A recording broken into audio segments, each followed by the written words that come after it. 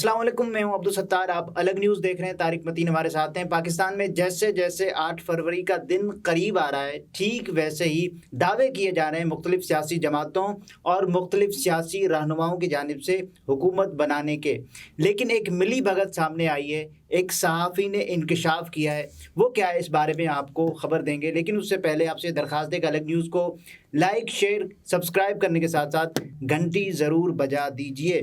तो ये भी कहा जा रहा है कि एक बड़ा ओहदा मिलने वाला है, और ये बड़ा ओहदा एक बड़ी शख्सियत को, जो एक जमात की सरबराह शख्सियत है, एक जमात की अब्बू शख्सियत है, उसको मिलने वाला है। अच्छा, देखिए, गुज़श्ता कुछ दिनों से हमारी पॉलिटिक्स में एक जमात की अहमियत सबसे ज़्यादा कम हुई है और उसी जमात की अहमियत सबसे ज़्यादा बढ़ गई है। बिल्कुल ऐसी है। वो है पाकिस्तान तहरीक इंसाफ। जगहों से तो पाकिस्तान तहरीक इंसाफ जो नहीं, मैं तो एक कॉन्टेक्स्ट में बात कर रहा हूँ। अच्छा। पाकिस्तान तहरीक इंसाफ इलेक्शंस के हवाले से सबसे कम अहम हुई है और सबसे ज़्यादा अहम हुई है एट द सेम टाइम, क्योंकि आपने बिलावल भुट्टो जरदारी के मल्टीपल इंटरव्यूज़ भी सुने और जलसे में तकारीर भी सुनी जी कि आज़ाद हमारे साथ आने के लिए आज़ाद हो गए या हो गए, ठीक है ना।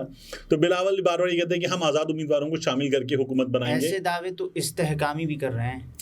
इस्तेहकामियों की तो कम है ना, इस्तेहकामियों की तो कोई वक़्त नहीं है। वक़्त नहीं है, सही है, अच्छा लफ्ज़ है, ठीक है। मैं इसकी जगह एक और 5 हुर्फी लफ्ज़ लेने जा रहा था, तो वो नहीं वक़्त से मिलता जुलता। अच्छा।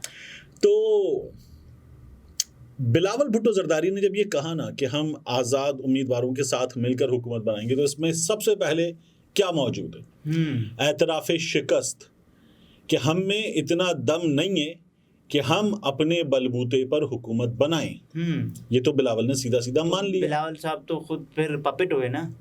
नहीं, पपेट ना भी हो तो वही कह रहे हैं कि हम इतना नंबर ले लेंगे कि हमें आज़ाद उम्मीदवार मिलेंगे और उनके साथ हम हुकूमत बना लेंगे। नून लीग जैसा भी दावा कर रही है, वो एक और डिमांड करे, पता नहीं किससे कर रहे हैं, कि हमें सादा अक्सरियत दिलवाई जाए। ज़्यादा नहीं, सादा तो सादा अक्सरियत दिलवाई जाए।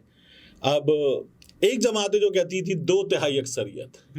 अब वो 2/3 अक्सरियत वाली जमात जो है वो जमात नहीं रह गई, पाकिस्तान तहरीक इंसाफ। उनके उम्मीदवार जो है वो आज़ाद हो गए। फिर इलेक्शन कमीशन ने अगली खबर सुना दी कि ये पाकिस्तान तहरीक इंसाफ को भी ज्वाइन नहीं कर सकेंगे, क्योंकि सिस्टम जो है उसने पाकिस्तान तहरीक इंसाफ के लिए कहा है एब्सोल्युटली नॉट। अच्छा, ठीक है। अब पाकिस्तान तहरीक इंसाफ अभी भी इस सिलसिले में एक लीगल बैटल में है। वो जो इलेक्शन दोबारा 1 हफ्ते में इंट्रा पार्टी इलेक्शन की कोशिश है, और वो उस पर भी जो पुलिस है, जो रियासत है, जो इंतजामिया, वो कह रही है एब्सोल्युटली नॉट। दोबारा भी तो ये नहीं हो सकता, वो भी नहीं होने ही नहीं देंगे हम आपको। अब मुमकिन है कि अकबर इस बाबर साहब को कहा जाए तुम हो चेयरमैन पाकिस्तान, तुम उम्मीदवार हो, तुम पाकिस्तान तहरीक इंसाफ के चेयरमैन हो, पाकिस्तान तहरीक इंसाफ तुम्हारी हुई। लेकिन अगर ये जो ख़्वाह थे, उम्मीदवार बनने के ख़्वाह थे, तो क्या इनको अगर इलेक्शन में हिस्सा लेने का मौका मिला तो ये बन तो नहीं जाएंगे ना? ये बन चुके हैं। अच्छा इन्हें बना दिया गया है, ठीक है ना। अच्छा, अब आ जाइए वापस उस खबर की जानिब। देखिए, अजहर फारूक साहब है ना, वो ये कहते हैं कि नून लीग पीपल्स पार्टी मिलकर अगली हुकूमत बनाने जा रहे हैं। वज़ीर आज़म नून लीग से होगा। 6 फरवरी तक दोनों अतराफ से जाली ज़बानी गोलाबारी होती रहेगी। जरदारी साहब बड़ी गेम का असल किरदार हैं। देखिए, ये जो बिलावल ने कहा था हम आज़ाद उम्मीदवारों को मिलाकर, देखिए बिलावल साहब का जो बयानात थे कि आए मुनाजरा करते हैं, आए चैलेंज है आपको। देखिए, मुनाजरा कर लें, मुजाहिरा कर लें, मुआनिका कर लें, इसके अलावा भी कुछ रह जाता है, इसके अलावा भी कुछ रह जाता है, वो भी कर लें।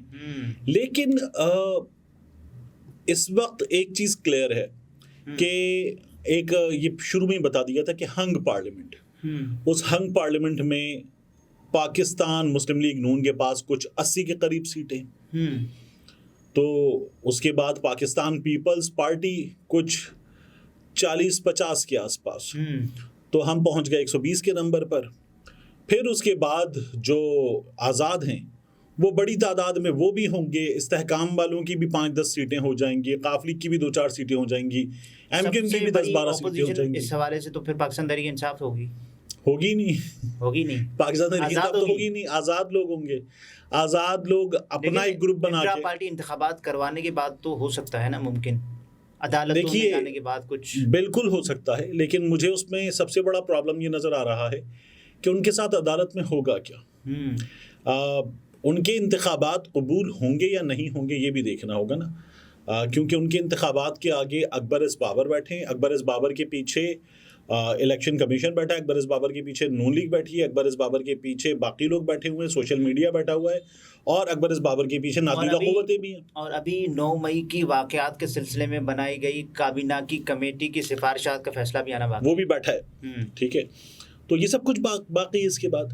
तो इसलिए पाकिस्तान तहरीक इंसाफ जो कुछ हो रहा है ना, वो अभी आपका क्या ख्याल है, जो इतना कुछ हो चुका है, ये चंद दिन में, हफ्ते 10 दिन में अंडू हो जाए इसलिए हो रहा है? बिल्कुल नहीं होगा, और जाहिर है इसको तो दूर रस लेकर जाया जाएगा।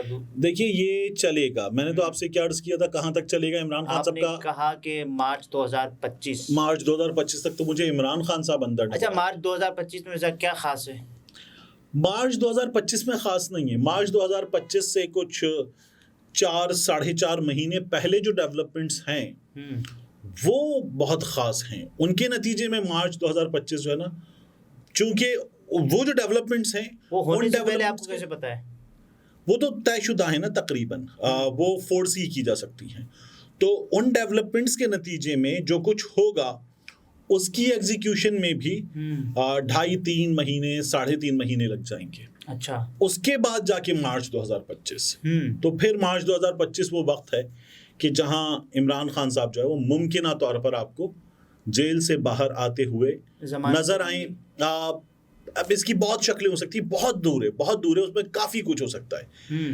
8 फरवरी को ही देखना होगा कि क्या होता है। यानी 8 फरवरी को फर्ज कर लीजिए। इमरान खान साहब के बाहर आने का ताल्लुक 8 फरवरी से मतलब कितना फीसद जुड़ा होगा? नहीं, बिल्कुल नहीं जुड़ा हुआ। अच्छा, 8 फरवरी को जो होने जा रहा है ना, उसमें नजम सेठी साहब ने एक प्रेडिक्शन की थी कि एस्टैब्लिशमेंट कैंसिल कर सकती है। नजम सेठी साहब के अल्फाज थे। बिल्कुल कहा। तो वो जो नजम सेठी साहब बात कर रहे हैं वो ये कह रहे हैं कि इतनी बड़ी तादाद में वोट पड़ जाए और वोटर निकल आए कि सब कुछ बिगाड़ना पड़े। नजम सेठी साहब को ये लग रहा है, मुझे ऐसा नहीं लगता, क्योंकि बाद की जो चीज़ें हैं वो शायद मैनेज करना आसान होगा। मिसाल के तौर पर कुछ 17,000 पोलिंग स्टेशन, हर पोलिंग स्टेशन में 2 से 3 पोलिंग बूथ होते हैं। ठीक है, हर पोलिंग बूथ पर एक अदद पोलिंग एजेंट होता है।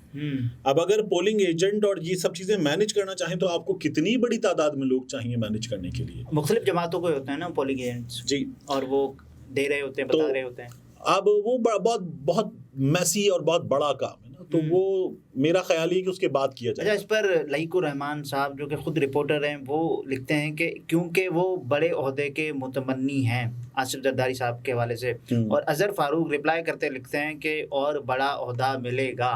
तो देखिए, कौमी हुकूमत की बात तो बहुत पहले से हो रही थी, लेकिन कुछ लोग जब ये बात कर रहे थे कि मौलाना फजलुर रहमान साहब को नवाजा जाएगा, मुश्किल है, बहुत मुश्किल है, क्योंकि अपनी इलेक्टोरल जो वो है ना ताकत, उसके मुताबिक ही मिलेगा ना जो कुछ मिलेगा।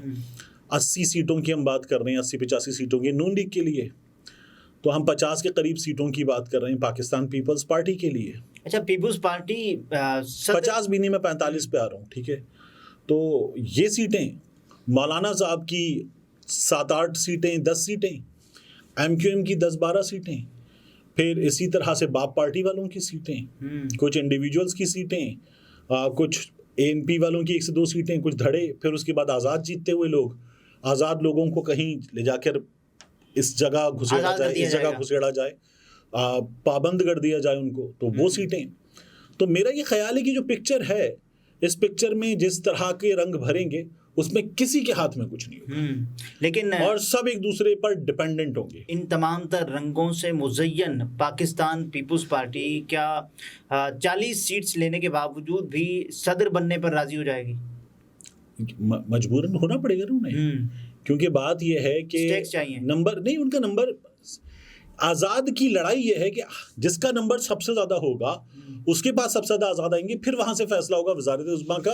और इसमें बात ये हो रही है कि नून लीग को ये रियलाइजेशन है कि हम पहले नंबर पे होंगे, पीपल्स पार्टी को ये रियलाइजेशन है कि हम मुमकिन तौर पर दूसरे नंबर पर होंगे। अंदाजा है। तो दूसरे नंबर पर होने की सूरत में सेरेमोनियल डेजिग्नेशन पीपल्स पार्टी के पास, एग्जीक्यूटिव डेजिग्नेशन नून लीग के पास, और दोबारा मुमकिन है कि कश्मीर कमेटी या कोई एक बड़ी चीज़ मौलाना साहब के पास इस तरह का एक सेटअप है ये, लेकिन क्या और ये कौमी सेटअप है। पीपुल्स पार्टी कोई कोशिश नहीं करेगी कि आज़ाद के साथ जो गेम ज़्यादा मिल जाए, तो वो तो चाह रही ना कि ज़्यादा मिले तो उनका नंबर ऊपर हो, तो फिर बिलावल भुट्टो जरदारी साहब जो हैं वो वज़ीर आज़म बने।